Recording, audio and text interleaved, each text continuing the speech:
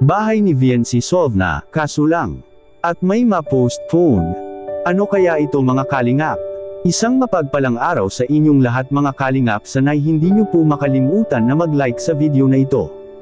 At paunawa tapusin muna ang kabuuhan ng video na ito mga kalingap at para malaman ang nilalaman nito. At maraming salamat po mga kalingap sa pagpatuloy na pagsuporta lalong-lalo na kay Kuya Val Santos Matubang at kay Ate Edna Vlogs at Kalingap Rab, salamat po. Pabahay kay VNC, may naisip na si Kalingap Rab para dito. At may ma-postpone mga kalingap. Pero bago yun ay pag-usapan muna natin mga kalingap ang patungkol sa pabahay kina VNC at ang EDC.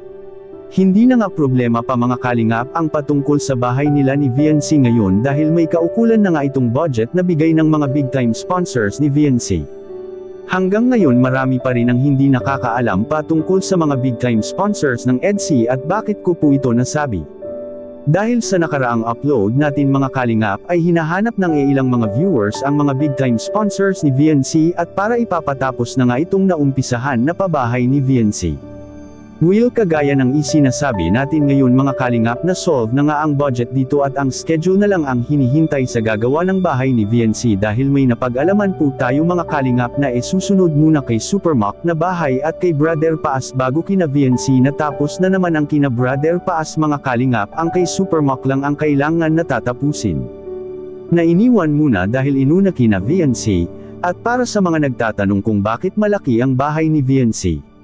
Naipagsabi na nga natin ito noon pa mga kalingap at ni Kalingap Rab na kagustuhan ito ng mga sponsors ni VNC at hindi ito kagustuhan ni Kalingap Rab.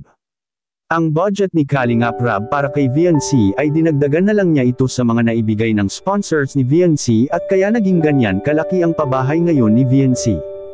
Kaya sa mga nagsasabi na si Kalingap Rab ay hindi anya ito gumagastos ay mali po ang inyong pagkaintindi mga kalingap dahil may ambag rin si Kalingap Rab sa pabahay kay VNC at kung magkano ang budget nito sa kanyang mga normal na pabahay ay iyon lang rin ang budget nito para kay VNC.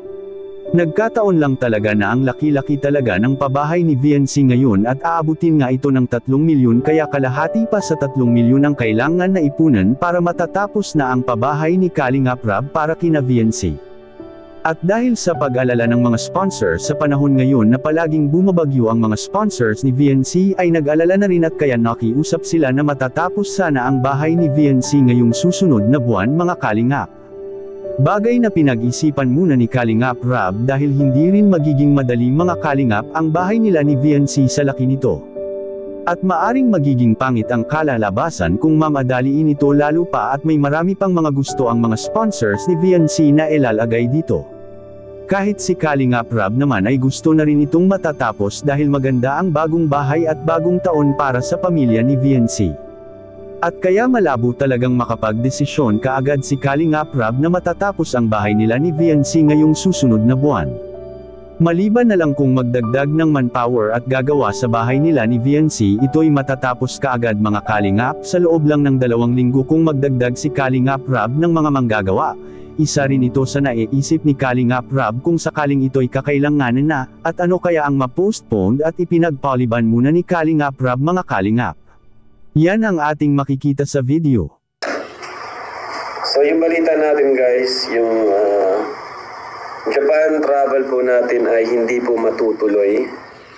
Sa kadahilanan, si Jack po ay di na siya pwede mag-travel and maglakad-lakad kasi madalas na siyang, so syempre nag-iingat din po ako, parehas kami nag-iingat. Kasi nung pagbagyo pa lang namin, yun nga po, hirap na siyang maglakad ng sobrang tagal. At